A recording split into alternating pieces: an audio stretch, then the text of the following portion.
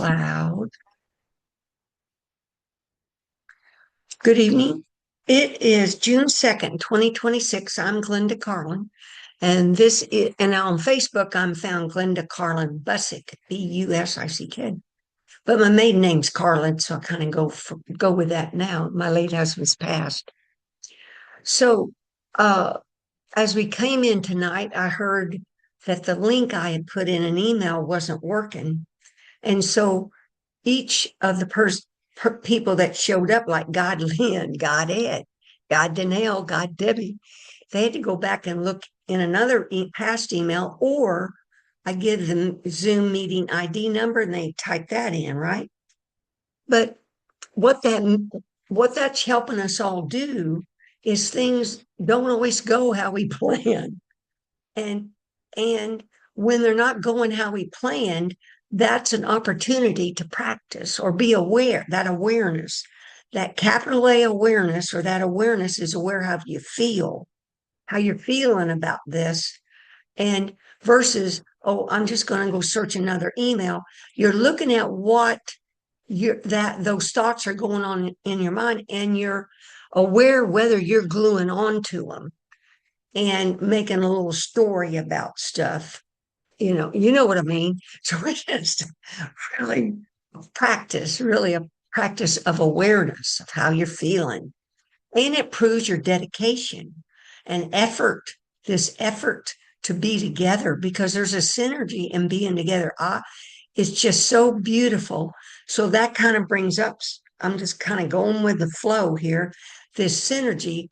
This last Sunday, Timo Speckens, who coordinates our daily Monday through Saturday LA Dzogchen meditation group, he led the Sunday town hall. It's a free town hall meditation group started by Lama Surya Das, but he seldom leads it. His students lead it.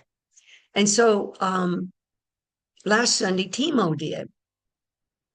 And during part of I decided, I've sat with it and asked Holy Spirit, should I wear the sleep mask? And the message came back to wear it half of the time during the meditation. So I put it on. And during the time I had it on, I heard him say something like, take your awareness to the whole group. Take your awareness to the whole group. Now, when he does that, or anyone does that, usually what I do, I just relax, and I just relax and feel open and spacious, and feel awareness expands. And then I look at the tile names of the group that's there, and just kind of being with the group as a whole, right? Well, this time something was different. This time, besides I felt a unity with the group, but there were individual sparkling lights. That's a first. Individual, each tile, many of the tiles, I felt individual sparkles of light. First time I've ever felt that. Now, why I want to bring it up is it's included in my email, is I've been re-listening to a podcast by Lama Surya Das called EP 73, and it's titled Finding Truth and Enlightenment at Home. Don't have to fly 20 hours to India or somewhere and go to a 3-year retreat. You don't have to fly anywhere in the United States. At home, finding truth and enlightenment at home. And in that podcast, what they're taking this podcast from, he used to do in-person retreats, and there would be, I don't even know, 50, 60, or 100 people would pay to go to these in-person retreats that he and his students and other people led meditation and teachings, etc. But they pulled that from an in-person retreat he was doing and posted it on the Be Here Now network. This is on the Be Here Now network from Ram Dass. But anyway, it's EP 73. Within that podcast, he was talking about something that I've heard him talk about, but I never got it before. And that was he came home to visit his family after, I think, after he had done 2 3 year retreats. That's 6 years.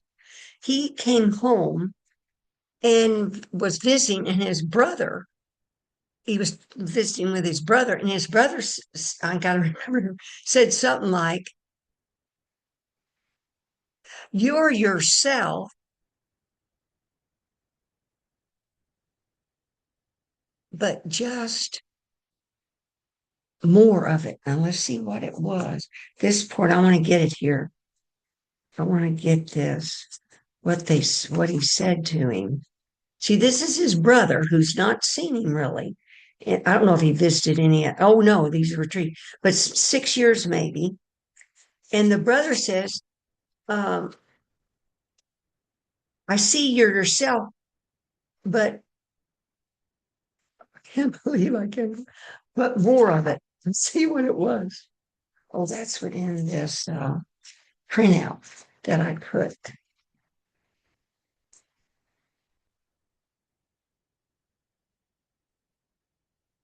You are yourself, but even more so. You are yourself, but even more so. So what was his brother seeing?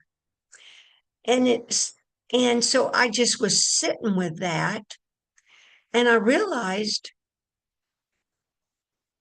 when we are thinking we want to awaken or become enlightened, we're going to become something else. We're going to become a Buddha. We're going to become a Christ. Well, that nature is within us, but we're going to change from this. I kind of figured you won't be yourself. You're going to be something else. But then what happened? I started looking at me, how I'm acting now. See, this personality I've got that got incarnated in this form.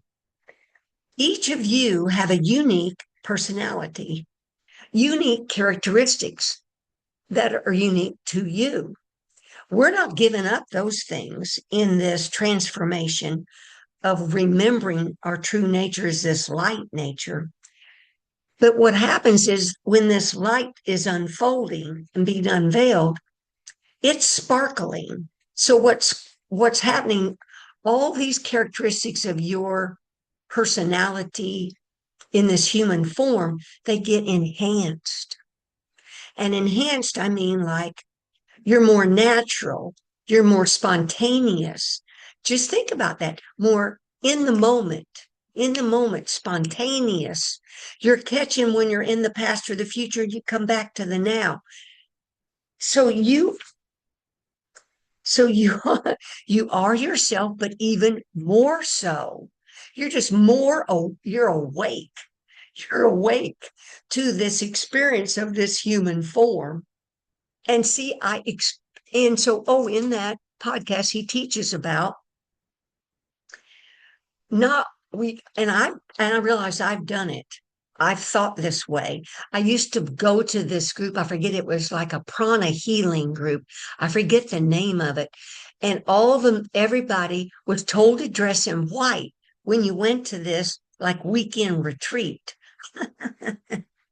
And see, when I look back on it, see, it's okay. I'm not, everything's okay. But what I'm presenting to you is, I don't want to put somebody else's clothes on. I don't want to, like Lama Surya said, don't want to put Buddha's head on top of my head.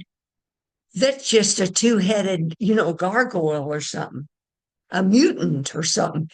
It's your head. You, the Christ, Buddha, God nature that's animating within your form. And what happens, you're living your life not fabricating things, not manipulating things, not trying to manifest things, not trying to change things, so to speak. You're being with this isness, this beingness, this relaxed nature, your relaxed nature. Well, anyway, I thought that was cool, right? Because you don't have to change what you are, it's just getting enhanced. And you're remembering really what you are. You're this spirit animating this form. And therefore, when you remember that, you're remembering everybody else's spirit too. Because because that's what's stabilizing now with me is the view or how I think about people when I'm at the health club or my condo board or my neighbors here at the condo committee. And it's getting dark here. It's not starting to thunder or lightning or anything, but heck, like Debbie said, the internet could come and go. If it does, I'll come back in. But how am I thinking about these people? The newscast, the politicians, that's this mindfulness that we're becoming aware of how we're thinking of ourselves, our family, community, neighbors. That's the whole. What are these people? What is this true essence that animates all these forms? And what's aware that we're even sitting here in this Zoom meeting? What's aware that you're hearing me talk? What is this? This is this capital A awareness, this capital Christ, capital B Buddha awareness that's panoramic, and it's curative. When it pops onto that I'm looking in the past, immediately that's the past is let go of, it's liberated. But anyway, each of you are asking yourself those questions. And I want you to ask yourself, this finding truth and enlightenment at home means you're living a spiritual life. Like I was talking to Ed at the beginning of this group, he's went to the daily meditation. He's here. He's going to go to Timo's Zoom meeting tonight. He's incorporating these spiritual get-togethers throughout his daily life. And in that podcast, Lama Surya says, he's quoting, I'm sorry that I can't remember their names. It's in the email, is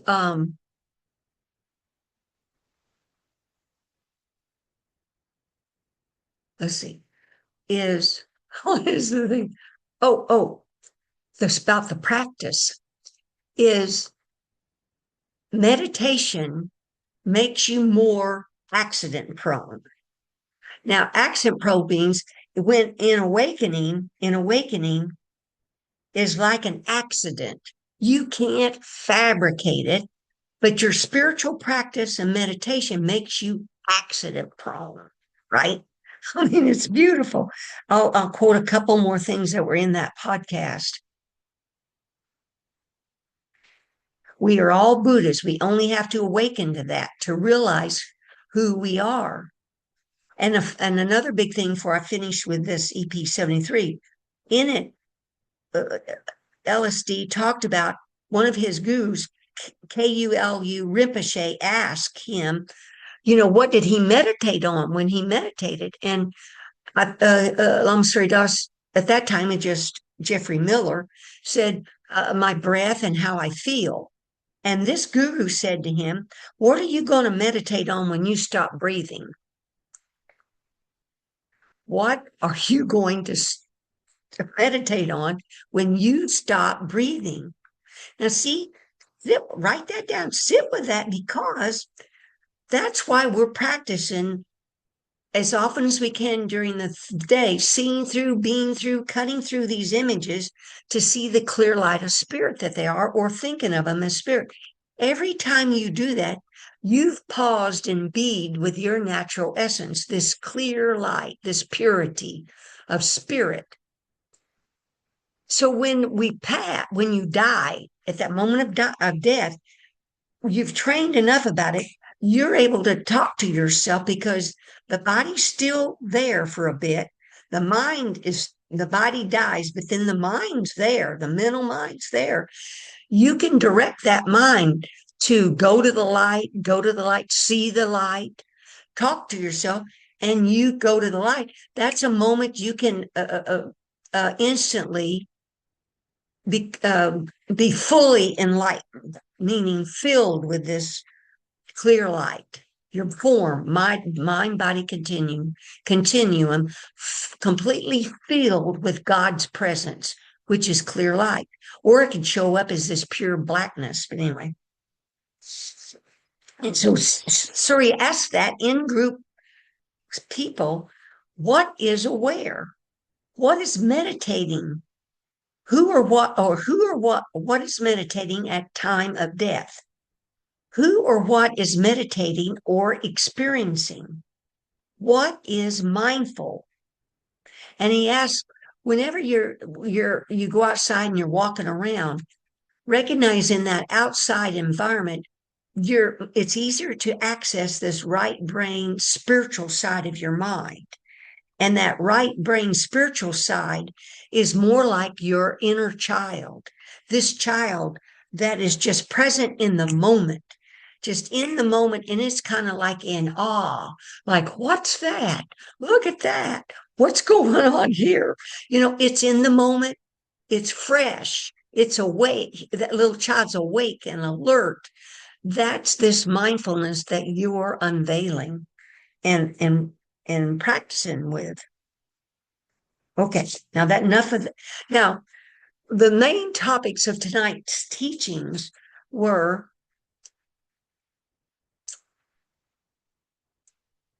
let's see, what were they? Because there's so many in this note. I realize I'm living awake. I'm living awake and I'm feeling loving. Now that sounds pretty like, well, yeah, right. Well, let me tell you, now that I know what feeling loving means or it feels like, I've never felt that before. Now, how this came up, I pulled my notes as to what I've been practicing.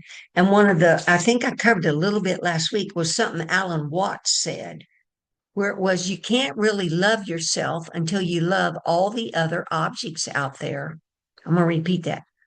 You can't really love yourself until you love all the other objects out there. So that's why this practice that Jesus has in the Course of looking beyond the body, beyond the flesh to the clear light of spirit is so important, or called Trechet in Dzogchen practice. Trechet is seeing through, being through, cutting through the images to see their spirit, their clear light spirit. Every time we do that, guess what? You're loving that person. You may not feel that, but you've given them divine unconditional love. Just thinking about them in a split second that way, but you've also given that feeling to yourself. But the more you practice, here comes Angela and Julia came in. Welcome, God, Julia, and God, Angela's coming in. You're opening to this divine love that's in this right brain hemisphere. Most of the time, the left brain, we're in the thinking mind, thinking, doing. Every time you remind yourself, I just want to relax and be, you've gone into moments into this spiritual right brain hemisphere. And so you're going back and forth between these two hemispheres as you practice. And so besides Alan Watts item, I was practicing this week. This is from Dilgo Kimse Rinpoche. Here's what he has to say. To cut through the mind's clinging, it's important to understand that all appearances are void.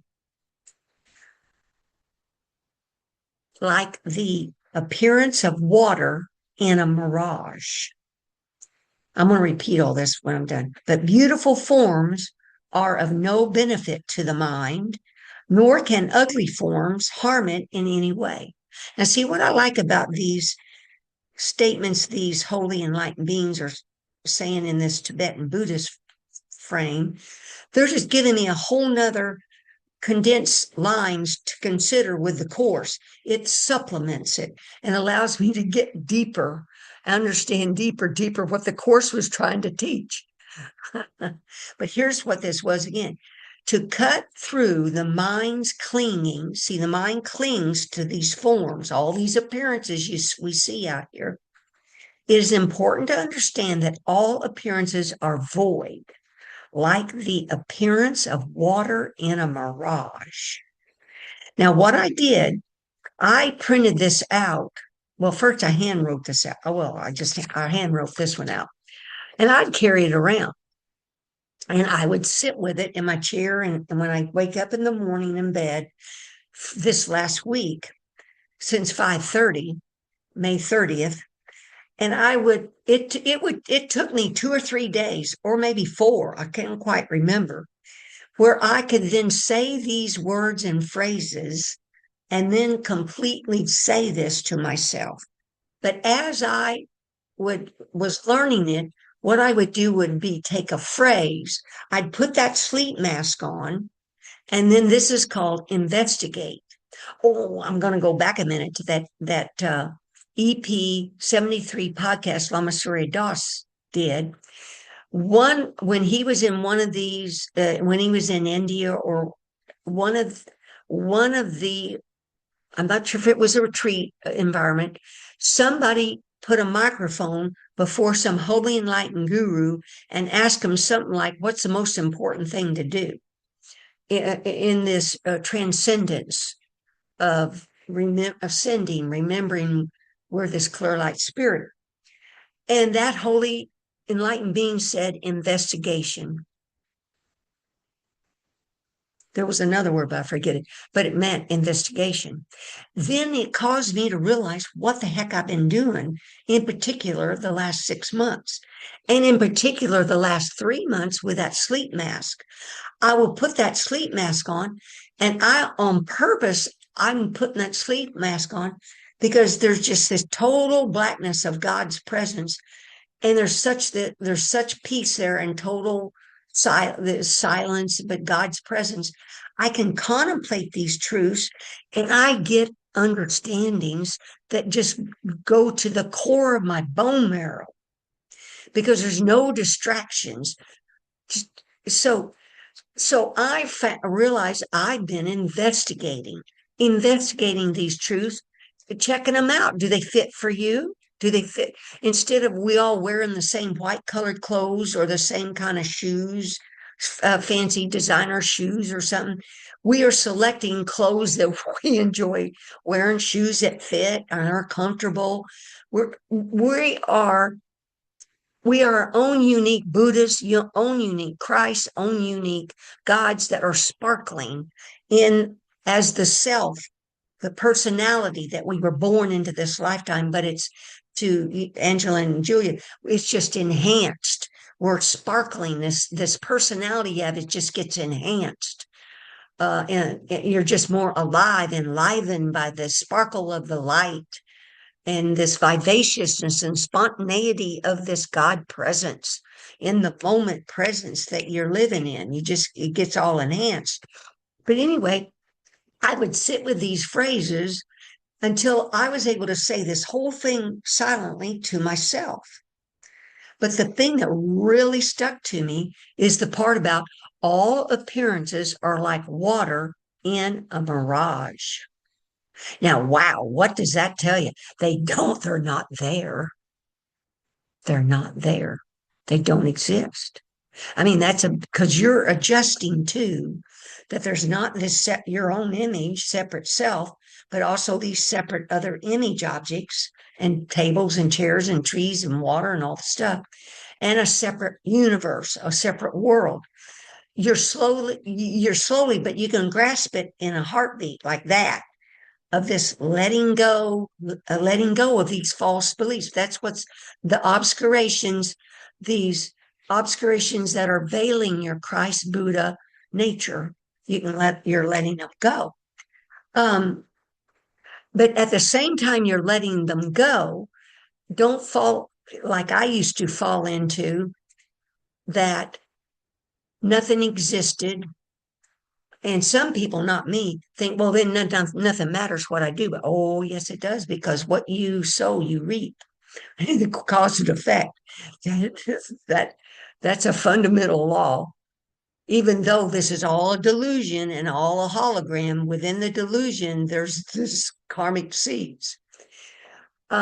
So as soon as we recognize we're judging something, we let it go, change our thought, and you've dissolved that karma.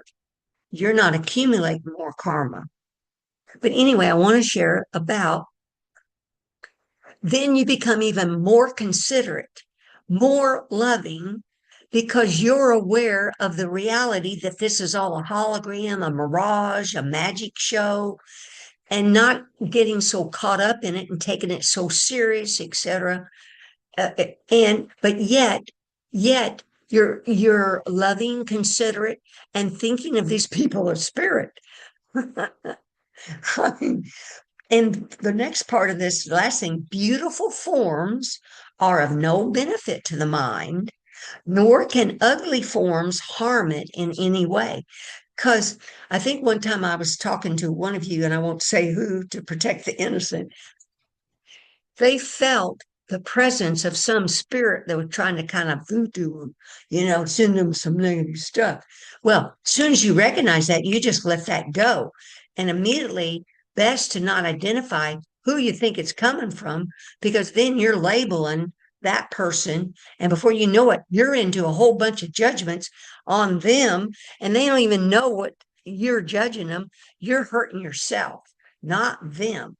So doesn't mean you might not feel these negative feelings or these negative voodoo things that happen to show up, but you just let them go, let them be, let them be. None of that is affecting me.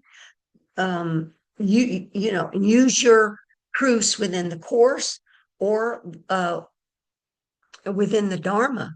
Like Buddha said, there's no beings, there are no Buddhas, there's just the clear light of Rigpa, which means the clear light presence of, they don't talk about God, but we do, God's presence that's everywhere. See the light in everyone and everything. Now, it sounds so simple, but it ain't easy, because if we don't make notes, the culture and our habit, our habitual habit, is to fall into that there are those bodies saying that stuff. Doesn't mean we're mental or physical doormats. We're not. We draw boundaries. You call 911 when you need to. Then you just, as soon as possible, see everybody involved as the clear light of spirit. Now, another thing that showed up this week. Oh, wait. Talopa's 6 words of advice, because I'm trying to explain to you, this is what my practice is culminating into, that I'm living awake and I'm feeling loving. And this loving is nothing I've ever felt before. And it's because more and more obscurations are being removed. So I'm feeling our divine, unconditional love nature. And it's just loving. It's a loving, it's just God's presence is just completely filled with love. But I've never felt it before now. Now you get glimpses along the way, but now this is stabilizing.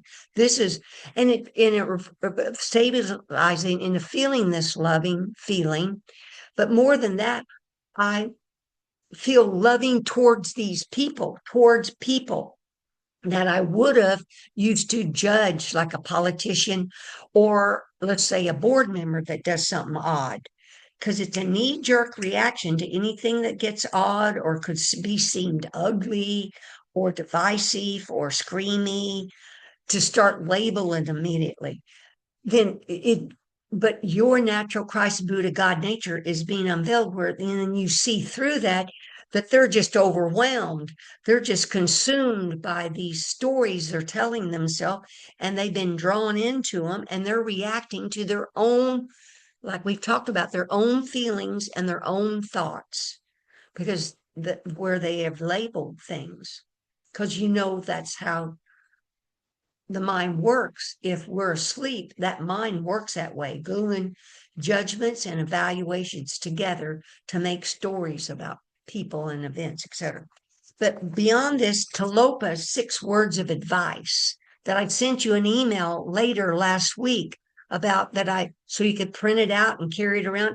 I did the same thing with that. I'd put my sleep mask on and contemplate each one And oh, this when it took me like 3 or 4 days to remember. I think that the Dilgo thing might have taken two. I'm not sure, but whatever the time frame in, there's what the hey. This is investigating and practicing truth. Where, like Talopa says, don't recall, let go of what happened. Don't imagine, let go of what may come. Don't think, let go of what is happening now. Don't examine, don't try to figure anything out. Don't control, don't try to make anything happen. Rest, relax right now and rest. And as you contemplate each one, you just kind of sit with it, absorb it into your cell, just let it soak through you. And see, that's really what it's doing. I'm looking back now and seeing what's going on. These Dharma truths, these spiritual truths, they actually are soaking through your mind and all your cell, all our cells. We're actually deconditioning, reconditioning the mind and the body too. It's letting go of all these clogged up feelings and thoughts and hurts and pains and things that have accumulated there in the form, in the body. Now what I all appearances are like water in a mirage. That's really a big deal. Now let's see what the time is. I want to be is last week or maybe the week before, I kind of forget, I haven't looked up when it started. That when I'd put that sleep mask on, and you can buy the sleep mask on Amazon for $10. It's called My Halos, MYHALOS. It's $10. It's a spongy, soft sleep mask. Oh, and when you put it on, excuse me, when you put it on, I want to say something. Oh, I got these pieces of paper, but I know it's here somewhere. Here it is. I'm sorry, I digress a second. That the sleep mask is really significant. Without it, I think I might have needed another year. Oh, I can't evaluate time. But man, in the last 3 months, this just sped up this absorption of of truth, but also the ability to relax and rest and be in the clear with the clear light. Is so due to that, Timo Speckens recommended it 3 months ago to our Monday through Saturday group, meditation group. And so last Sunday he was leading that town hall meditation, and I asked Holy Spirit, I was to wear the sleep mask half of the time and then take it off. So I wore it half the time. And then after the meditation's over, you can chat a question or a comment. And I was told by no uncertain terms I was to chat about the sleep mask. And so I chatted something about, I didn't know if Timo wanted to discuss it, but about wearing the sleep mask, it helped me for sure settle into this clear light presence of source, and so then Timo picked up on it at the end, and he commented, Glenda wrote about the sleep mask. And then I'm going to read what he said, because I've not heard him say something about the sleep mask like this before. And I turned on YouTube and found the Sunday Town Hall. Lama Surya does a Sunday Town Hall on YouTube. There was Timo. They already had posted the last Sunday's meditation. And boy, if you can go and sit and meditate with him, in that meditation. But anyway, here's what he said. He said something like, in the group, we're starting to, some of us wear the sleep mask for 100% darkness, that we're titrating dark retreat. See, people pay big money to go to dark retreats from 49 days or 80 days or whatever, or a week, I don't even know. But this mask you can do at home, and you're titrating a dark retreat. And then what did he say? What did he say? Wait a minute. Oh, it's something to try. Then he says, You see the skylight nature of the blackness of being, like the dark mother. I'd never heard him say that, anything like that. But that's exactly what I'm experiencing. Skylight nature of the blackness of being, like the dark mother. Now, uh, enough said. The dark mother. Because, see, nowadays, sometimes I'll talk about Mother God, not just the he God, the mother, he, the mother God. Now, I want to cover something here that, see, all this gets subtler, subtler, and subtler as we practice. And when I think, let's see, it was around May 29th, because I'm trying to explain what has caused me to feel loving now that I've never felt before. It's kind of a culmination of practice, and that I'm living awake, experiencing Glenda's life awake. Awake is our clear light nature. It's kind of shocking because I wrote my email. I'm now will sit in my chair and go, what? What? The I feel and see the presence of God. I mean, it's shocking. It's shocking, folks. We can talk about all this, but when you get glimpses or when it starts to really settle in, that you're seeing and being and living with the presence of God, it dawned on me that uh, I feel the living presence of God, that it's alive. God is alive. It's living. It's animating our forms. That, that descending and ascending light causes your breath, the in breath and the out breath.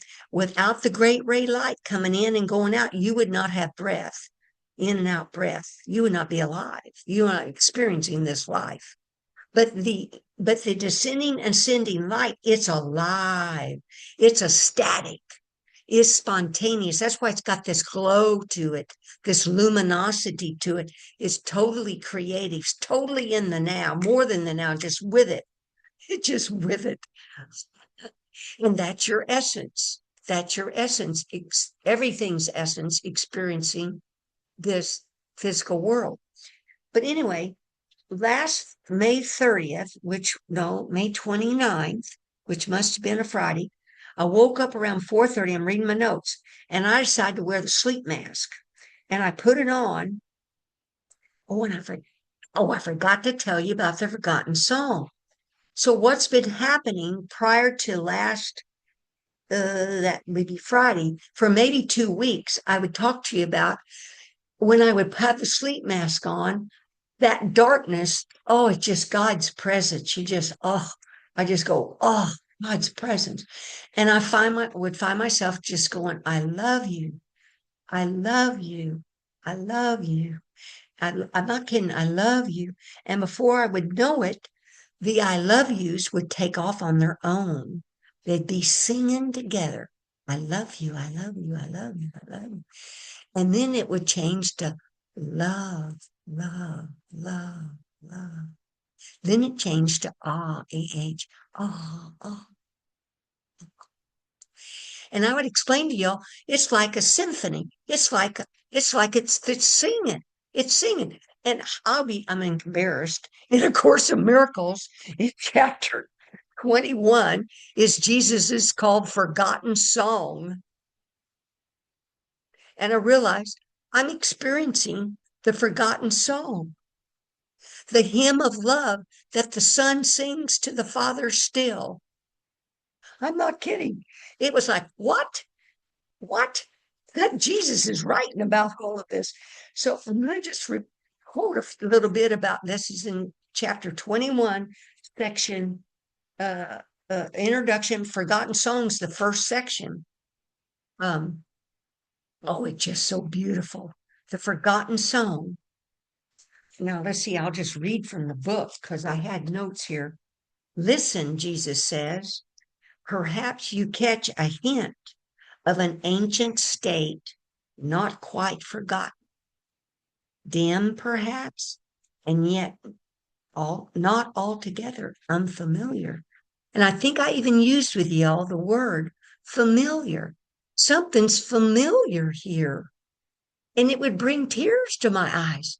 When I realized why it's familiar, that's the song we sing to God when we're awake. It's the song. And it's the song we all sang in the Garden of Eden when all of us were awake.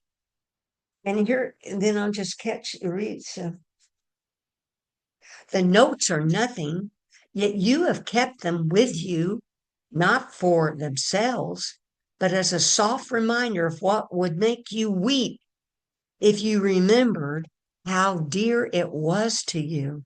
See, that's what I'm remembering, how dear it is to me. You could remember, yet you are afraid, believing you would lose the world you learned since then. And yet you know that nothing in the world you learned is half as dear as this. Listen and see if you remember an ancient song you knew so long ago and held more dear than any melody you taught yourself to cherish since. Beyond the body. And then I found, here's the meditation that I did for over 4 years that allowed for my arc of light to be released and the great ray to descend and ascend. It's right here in the forgotten song. Beyond the body, beyond the sun and stars, past everything you see and yet somehow familiar, is an arc of golden light that stretches as you look into a great and shining circle. And all the circle fills with light before your eyes. The edges of the circle disappear, and what is in it is no longer contained at all. The light expands and covers everything, extending to infinity, forever shining, and with no break or limit anywhere. Within it, everything is joined in perfect continuity, nor is it possible to imagine that anything could be outside, for there's nowhere that this light is not. Two more paragraphs. This is the vision of the Son of God, whom you know well. Here is the sight of him who knows his Father. Here is the memory of what you are, a part of this, with all of it within and joined to all, as surely as all is joined in you. Accept the vision that can show you this and not the body. You know the ancient song and know it well. Nothing will ever be as dear to you as is this ancient hymn of love the Son of God sings to his Father still. And now the blind can see, for that same song they sing in honor of their Creator gives praise to them as well. The blindness that they made will not withstand the memory of this song, and they will look upon the vision of the Son of God, remembering who he is they sing of. What is a miracle but this remembering? And who is there in whom this memory lies not? The light in one awakens it in all. And when you see it in your brother, you are remembering for everyone. So that forgotten song has been that the Son of God sings to the Father still. Started because I just started saying to God, I love you, I love you, I love you. Because I really could see years ago, months ago, I could not say that because underneath it never occurred to me to say it. But underneath there probably still was some smidgen of fear or obscurations that had been removed because it's all divine and perfect, just like it is. But now, what I want to cover real quick is as a result of this building up in this last 3 or 4 months, but in particular this last week, I was, let's see when this happened. Let's see when this deal is. This is page 2, page 3. And I want to, okay, this was this 29th, Friday, when I woke up at 4:30, I decided to put the sleep mask on. And then when I did, I just naturally say, I love you. And that whole thing happened where the song started, silently going all on its own. And as I lay there in bed, I felt this mass of energy that was like in my upper chest. I felt this massive energy. Let's see, I got to get my notes right. And it's kind of was kind of weird. It kind of felt like a snake kind of crawling up my chest. But because I'm not afraid anymore about the Kundalini or snakes, because snake was one of those fears that was shown to me. I still let go. I keep, see the light of God in the in snakes. I think that's a, well, anyway, the fear's a little bit maybe still there. Is, but I felt this. I wasn't afraid. I just was aware of it, and it was rising. So this mass rose. Okay, let's see what happened here.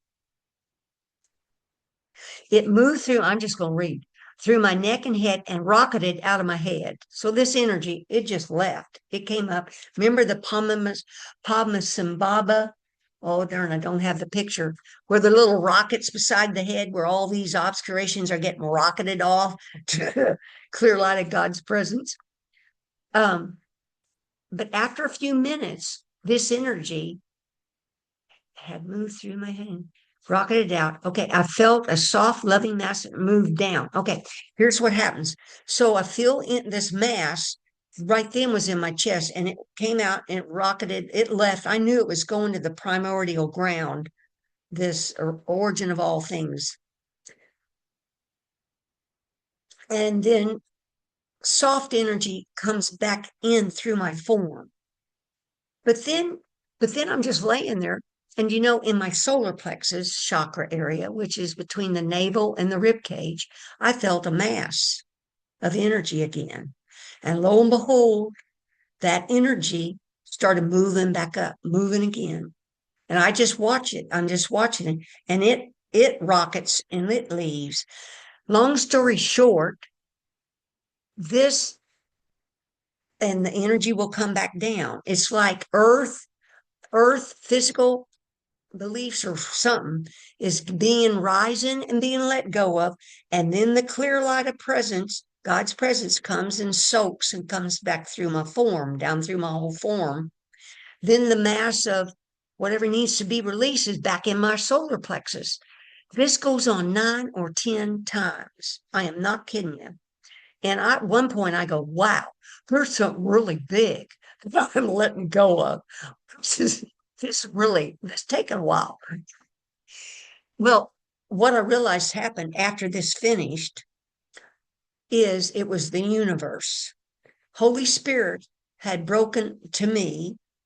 This insight came. Holy Spirit broke the universe, the huge universe, into 9 or 10 segments. They're called galaxies. I don't know what the hell they're called, but it's so huge. It broke it into 10 segments and was through my form. It was releasing that segment of the universe to go out back to source. Then that source energy comes in. Another segment of the universe was being rising. Now, at the end, what occurred is a rebirth. And it's just this rebirth. So, see, we all believe, in the physical universe. Now, picture when a physical child's born. I've never had a child, but physical child's born. It's born out of the vagina. But when it's born, you see the women they're taught, they're doing an out breath. They're doing an out breath to push that child out of their vagina, out of their womb, pushing. Well, let me tell you, here something started to occur, which was the opposite. I found my breath was going in breath. And what it does, it's doing a force that goes upward. It's moving this energy upward. And in breath. I didn't do anything, it just happened. And see what it was doing. It was needing to pull up this universe of form that I believed in and the collective believes in. But because I'm awakening, then I'm releasing this whole universe, my belief in this, not just a separate self, separate object, but a separate world. It's pulling it.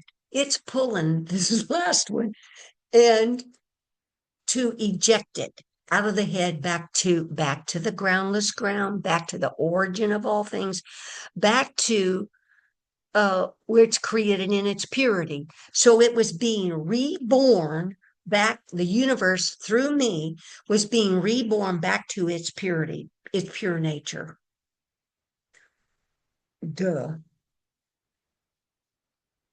So when each of us awaken, you think, well, this is just my awakening.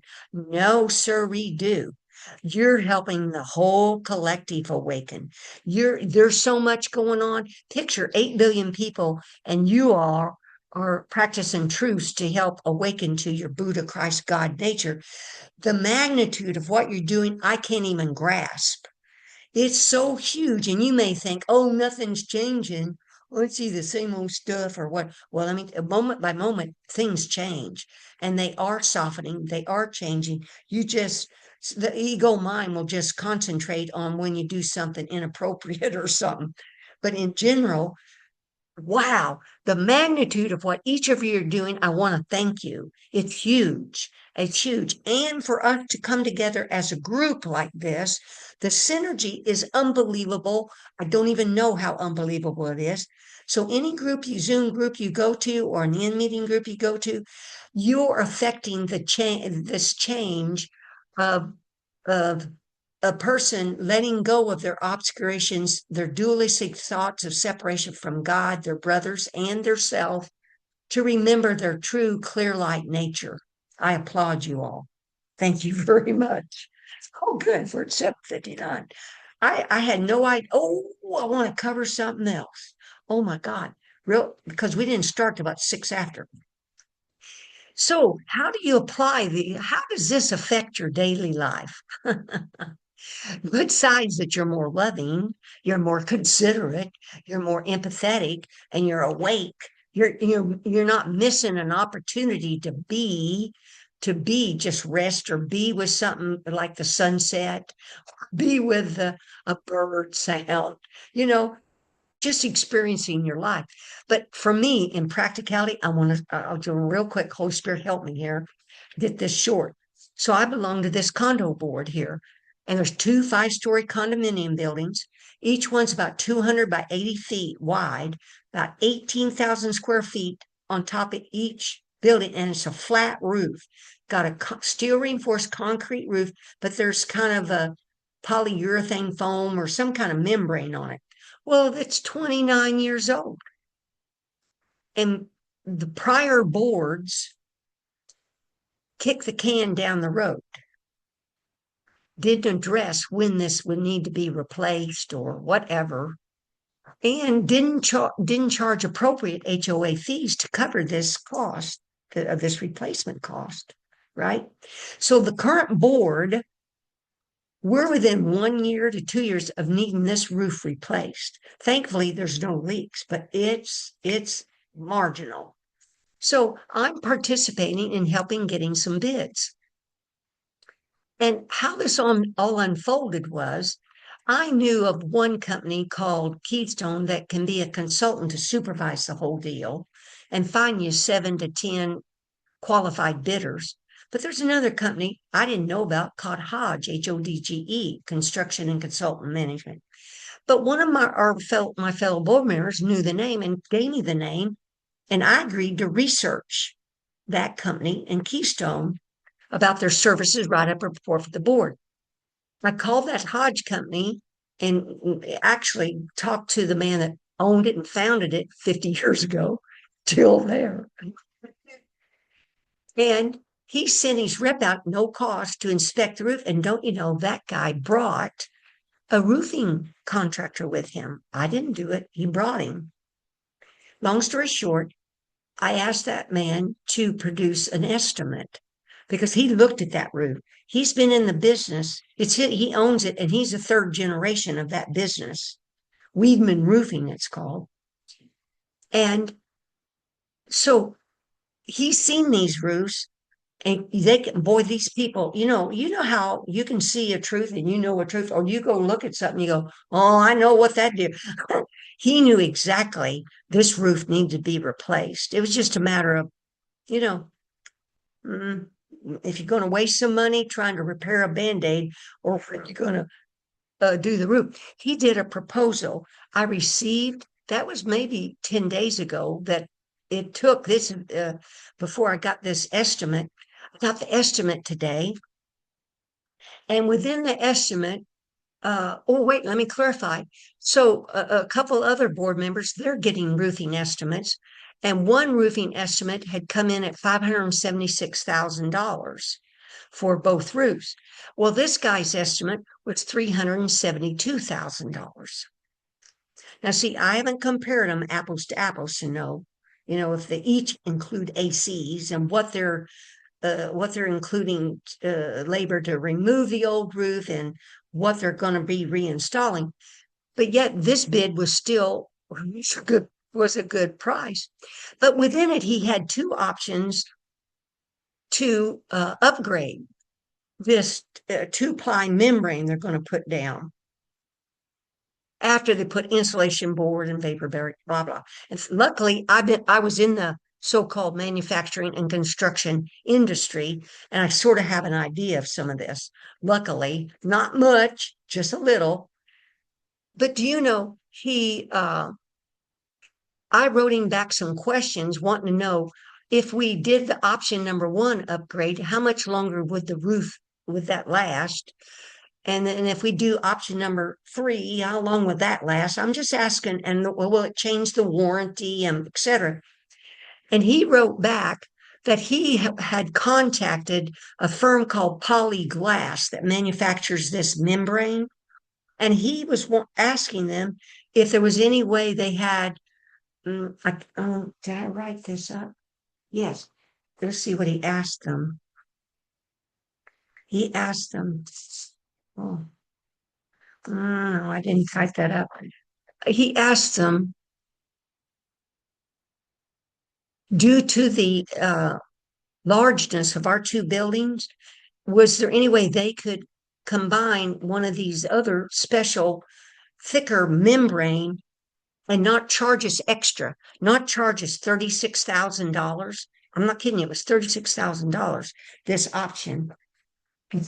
At the end of the day, it was 5 o'clock or something. All these emails are going back and forth between me, board members, the builder. In the past, let me tell you, I would have been nervous. I would have been upset. I would not been able to have thought very clear. You'll tell them what I would have written to somebody. But now it was just all methodic. It was just all methodic. Here was this, here was that. And I asked this person this, I do that, or it was just methodic. It was just methodic. There was not a feeling of anxiousness other than, at the time it's end of day. I wonder if, I can get my email there so you can read it. But anyway, he wrote this back. I've coordinated with the manufacturer and am pleased to share that we can provide the system upgrade with no additional cost to the association. This allows us to pass on the $36,000 savings while securing the 25-year warranty for your project. I'm not kidding you, folks. See, I never, ever, any in my mind, ever thought, well, maybe they'll throw a free $36,000 upgrade in. No. Well, I was just thinking, well, I wonder if we get a little more warranty if we have. So never, what I learned from that, and I look back on this, the last 2 or 3 days, so much stuff has been going on in my Oregon state. I would have been frantic. I would have been upset, probably been arguing with some people because there was just so much going on. But now I realize something that Lama Surya Das would say in podcasts, but I never understood it. That you can be with your Buddha nature no matter what speed or decibel level all this stuff's going on. Because I never experienced that before. But I'm starting to experience that now because it's just moment, moment, moment. Now, it doesn't mean I didn't recognize, hold it. I think a bunch of thoughts are kind of getting clogged around. So I stood at my sliding glass door and I knew it was to have this Zoom meeting it was about 6 o'clock, maybe 6:30. I was standing at the sliding glass door looking out at this vast openness. Because see, when you do that, that mimics this vast openness of your God mind. And then I kind of held my head and I let I had my eyes flick right and left, right and left. Because see, that's like a windshield washer. Left brain thinking mind, right brain spiritual mind. When you get clogged up with a bunch of thoughts and events are going on, we're over here in the left brain. So flicking the eyes right and left, you're taking your awareness and you're moving to the spiritual mind, and it goes back to the left side, the physical side, back, like a windshield wiper. You're wiping, cleaning, letting go of. I felt it. I knew I was doing it, letting go of these thoughts and feelings because it's natural to have these thoughts and feelings, especially when you're busy, busy, busy. Yeah. And I took some deep breaths, the long breaths, So it's not that we're perfect at all of this, not at all. We're just aware. We're just aware of how we feel, what we're thinking. Breathe, relax, smile.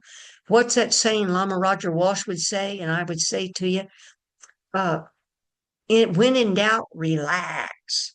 Oh, and I thought this thought came to me. We could have what's it called when you have like a phrase that kind of denote your group. So here's the phrase that I would like to be able to say. And when I say it, I'm hoping you all will say back to me the very phrase back. The phrase is appearances, appearances are like water in a mirage.